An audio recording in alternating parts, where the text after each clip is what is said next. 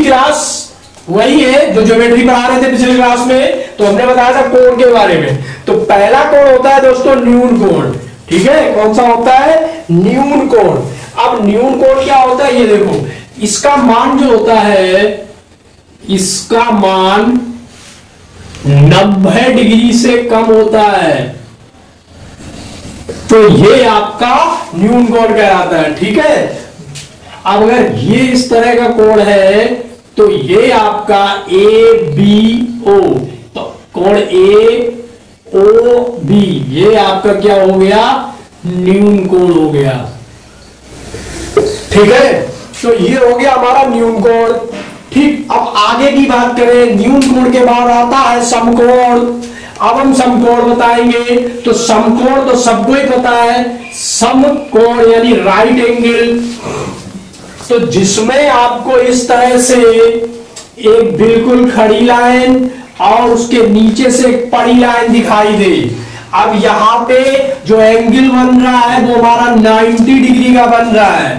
फिर अगर हम इन दोनों रेखाओं को मिला दें तो ये हमारा होता है समकोण, ठीक। जिसमें क्या है, ये लंब होगा और ये होगा हमारा आधार और ये हमारा हो गया कर्ण, ठीक है। तो पिछली क्लास में हमने समकोण के बारे में, जब हम आपको त्रिभुज का क्षेत्रफल वगैरह पढ़ा रहे थे, वहां हमने बताया था कि इस पे पाइथागोरस थ्योरम काम करती है और इससे कभी कभी क्वेश्चन भी बहुत गजब के आते हैं। मान लीजिए कहीं एग्जामिनर का मूड हुआ तो उसने यही पूछ दिया कि इस समकोण में, बहुत सरल है लेकिन पूछने कोई अलग बात है, पूछ भी सकता है कि इस एबीसी त्रिभुज में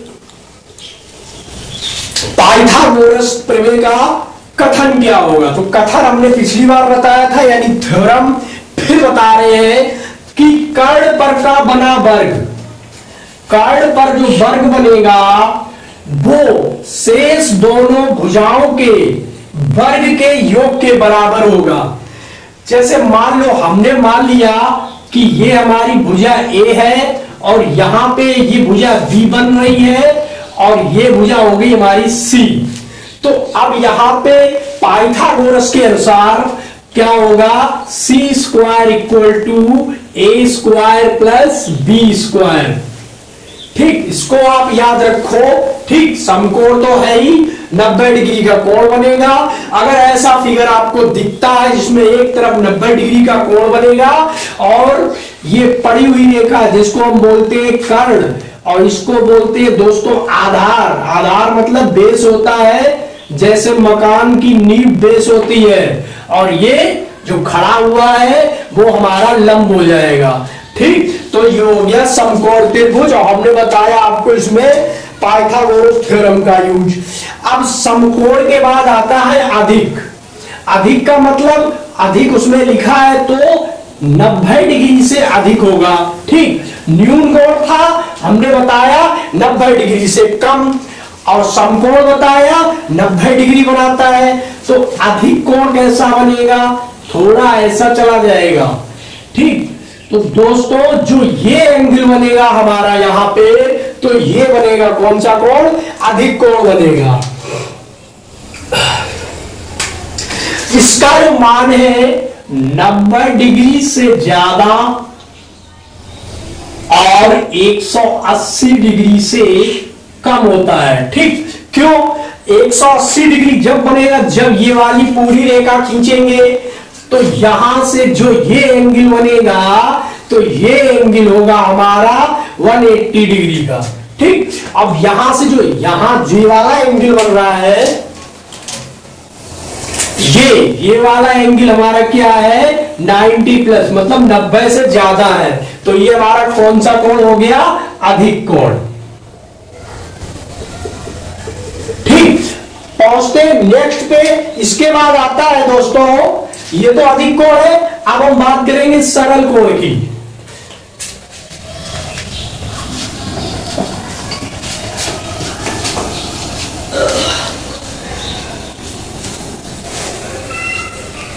सरल कोण में देखते हैं। सरल का मतलब देखो, सरल रेखा आपने पढ़ी थी और और यहाँ पे सरल कोण, सीधा सरल मतलब सीधा खींच दिया। इसका मिड पॉइंट मान लीजिए ए है, सॉरी ओ है, यहाँ पे ए है और यहाँ पे ये बी पॉइंट है।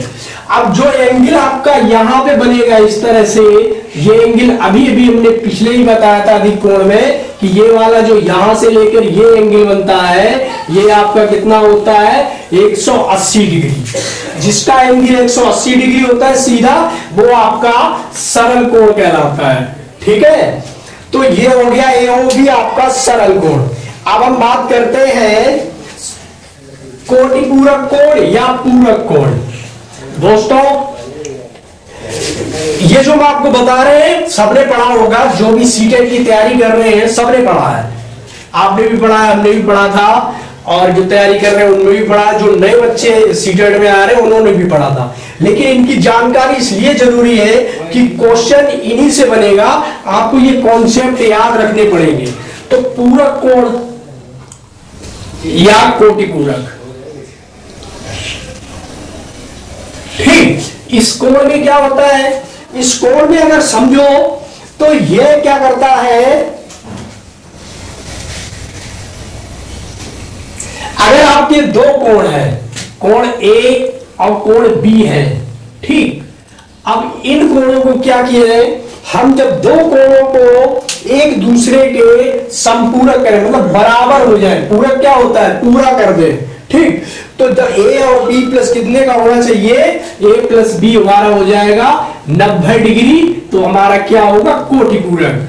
ठीक, अब अगर बात करें आसन्न को, संपूरक को, संपूरक क्या करेगा, संपूरक जो होता है दो कोणों का योग होता है 180 डिग्री। संपूरक में दो कोणों का योग होता है 180 डिग्री। ठीक, इतनी समझ गए। अब दूसरी आसन्न कोण क्या होते हैं, जैसे आसन्न कोण में आपको जो दो कोण होंगे और वो 3 किरणों से इस तरह से निकलते हैं, वो आपके आसन्न कोण कहलाते हैं। सबसे महत्वपूर्ण क्वेश्चन बनता है तो वो हम अभी आपको बता रहे हैं। तो दोस्तों अब यहां पे देखो, समांतर रेखाओं और तिर्यक रेखाओं से बने कोण, ठीक, तो इन कोणों में क्या होता है, ये दो समांतर रेखा है PQ और AB, ठीक, हमने यहां पे एक तिर्यक रेखा खींची है, ठीक है, तो इस तिर्यक रेखा हमारी X और Y है, ठीक। अब इन पे हमने कोण बनाए हैं, तो सबसे पहले बात करते हैं यहां पे कोण 1 2 3 4 5 6 7 8, ठीक। अब यहां पे हम बात करते हैं पहले संगत कोणों की जोड़ी। संगत कोण कौन से होते हैं, संगत मतलब जैसे संगत कहते नहीं है, संगत साथ में रहने वाले, तो कोण 1 बराबर होगा कोण 5 के। यहां से देखो ये हमारा है कोण 1, कोण 1 बराबर है कोण 5 के, ठीक है, क्योंकि देखो एक ही जैसे है और एक ही एंगल बना रहे हैं, ठीक। कोण 2 कोण 6 के बराबर है, तो कोण 2 कहां पे है, ये हमारा कोण 2 और कोण 6 के बराबर है, ठीक है, एक ही जैसे है, संगत है। कोण 4 और कोण 8 देखो, कोण 4 और कोण 8 ये भी हमारे संगत कोण है। कोण 3 और कोण 7 ये हमारे संगत कोण हो गए, ठीक। अब हम यहां पे बात करें एकांतर कोणों की, तो एकांतर कोणों में कौन कौन से आएंगे, कोण 4 इक्वल टू कोण 6, ये कोण और ये कोण, ये कैसे एकांतर कोण दोनों बराबर होते हैं, ठीक है। ज्योमेट्री में कोण 3 इक्वल टू कोण 5, ये भी हमारे कौन से है एकांतर कोण, कोण 3 और कोण 5। इसके बाद कोण 1 और कोण 7 ये भी एकांतर कोण है। कोण 2 और कोण 8 ये भी एकांतर कोण है। तो संगत कोणों में कौन कौन से देखो, ये वाला और ये वाला, कैसे दोनों एक ही कोण है, एक ही रेखा पे बने हैं और एक ही एंगल बन रहा है, तो ये आपके संगत कोण कहलाएंगे, ठीक है। और ये आपके कौन से एकांतर कोण, यानी कि कोण 4 और यहां पे आता है कोण 6, ये हमारे एकांतर कोण हो गए, ठीक।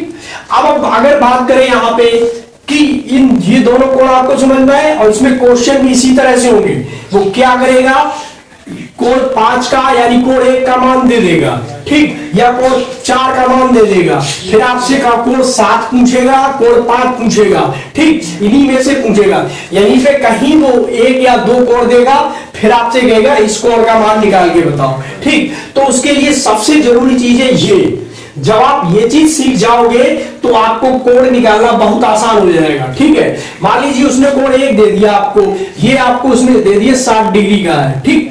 तो जब आपको ये चीज पता है संगत एकांतर कोण और संगत कोण के जोड़े में, तो आप तय कर सकते हो कि कोण 1 और कोण 5 बराबर है, तो इसके मतलब ये भी 60 डिग्री होगा, ठीक है। तो इस चीज को जब आप अंतर समझ जाओगे तो इस तरह का क्वेश्चन सीटेट में आपने देखा होगा और आता ही है इसी टॉपिक पे, तो इसको आप तो ध्यान से समझ लो, ठीक। अगर एकांतर कोण में पूछेगा तो आपको ये वाला नियम याद रखना पड़ेगा, ठीक। अब एक तीसरा नियम और होता है, वो देखो,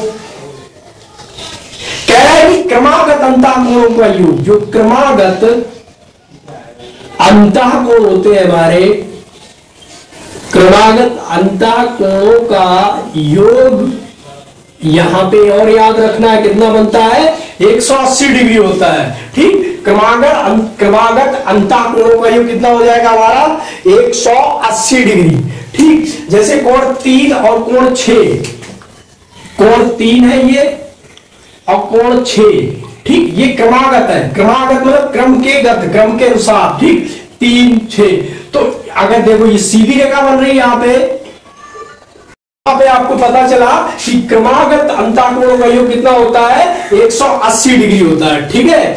अब ये लेकिन सबसे जरूरी जो चीज है, आपको ये चीजें याद रखनी पड़ेगी।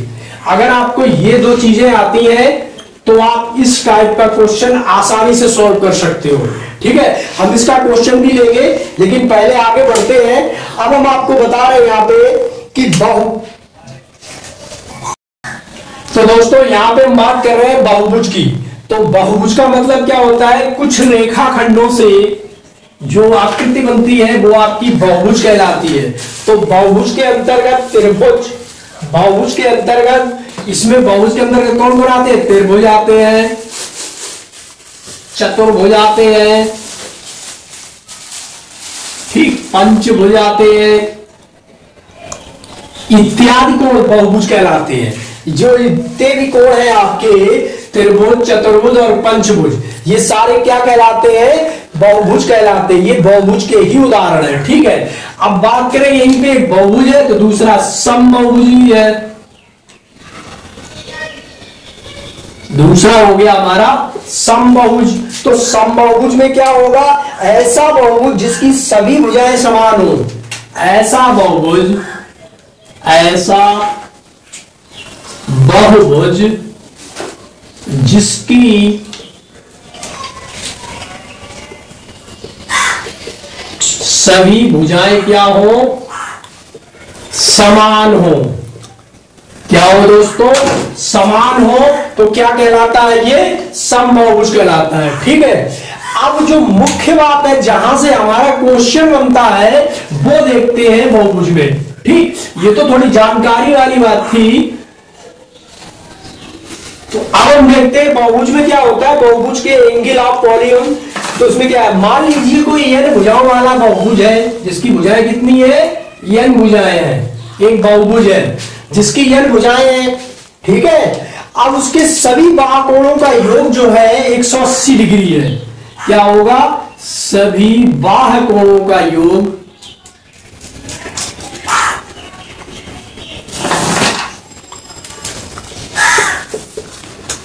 कितना होगा, सॉरी 360 डिग्री होगा, 180 360 डिग्री होगा, ठीक, ये हो गया। अब अगर आपसे वो पूछे समबाहु बहुभुज के बाहुकोण का योग, यहां पे फार्मूला है समबाहु बहुभुज के सभी कोणों का योग पूछे अगर,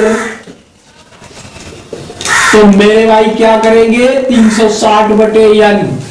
अगर पूछ देता है कि समबाहुभुज के प्रत्येक बाहुकोण का योग, तो हो जाएगा 360/n। और पूछ रहे हैं यहीं पे प्रत्येक अंतःकोणों का योग, प्रत्येक अंतःकोणों का योग।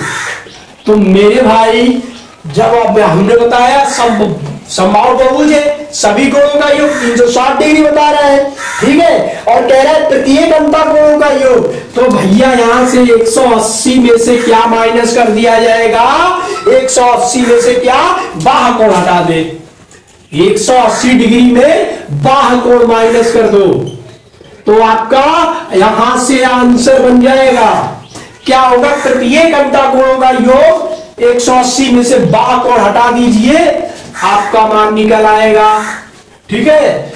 और ये जो क्वेश्चन हमने बताया बहुभुज का, जो पिछले बताया त्रियक रेखाओं का, 100 तो नहीं कह सकता, लेकिन 99% क्वेश्चन इस टाइप में आता है सीटेट में, और वो भी न्यूमेरिकल बेस आता है, ठीक है, सीडीपी में नहीं। तो यहां पे आपको क्या, सभी बाह्य कोणों का योग कितना होता है, 180 डिग्री। सब बहुभुज के सभी कोणों का योग 360 डिग्री, प्रत्येक 360/n, यहां लिख लो 360 डिग्री बटे n होगा। और इसके बारे में योग कितना होगा, प्रत्येक अंतःकोणों का योग क्या हो जाएगा, 180 डिग्री माइनस बाह्य कोण हो जाएगा। और अगर यहां पे वो आपसे पूछ दे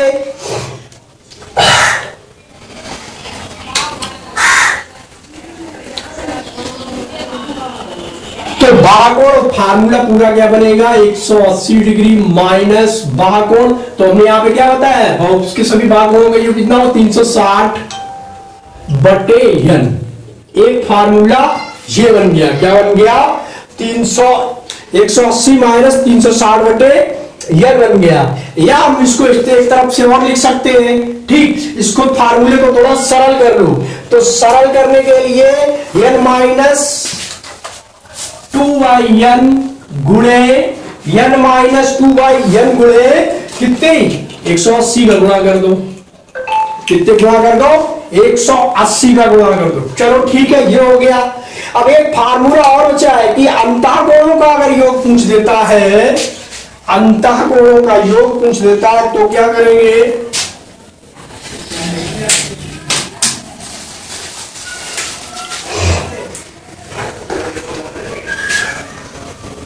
अंतःकोणों का योग। अगर ये आपसे पूछ देंगे कि बहुभुज के प्रत्येक अंतःकोणों का योग क्या होगा, ठीक है, तो इसमें कुछ नहीं करना, n माइनस 1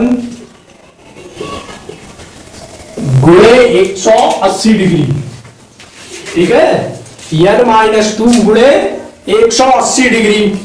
तो दोस्तों यहां पर लगभग हमने आपको ज्योमेट्री बता दी है, जो जितनी भी आपके लिखित सिलेबस में है, मतलब जितना सीटेट में सिलेबस में बताया है, वो प्रत्येक टॉपिक हमने आपको ज्योमेट्री में बताया है। कल के लिए हम ज्योमेट्री के वही क्वेश्चन लेके आएंगे जो विगत वर्षों में या पिछले वर्षों में आ चुके हैं, ठीक, या वैसे ही क्वेश्चन जैसे हमारी परीक्षा में पूछे जाते हैं। तो उसमें हम क्या बताएंगे आपको, बहुभुज के बारे में जो भी न्यूमेरिकल बनेगा और त्रियक रेखाओं के बारे में जो भी बनेगा, ठीक है, जो दो तरह के सबसे ज्यादा आते हैं वही क्वेश्चन होंगे। तो दोस्तों आज की वीडियो कैसी लगी आप जरूर बताइए, इसको देखिए जरूर। धन्यवाद।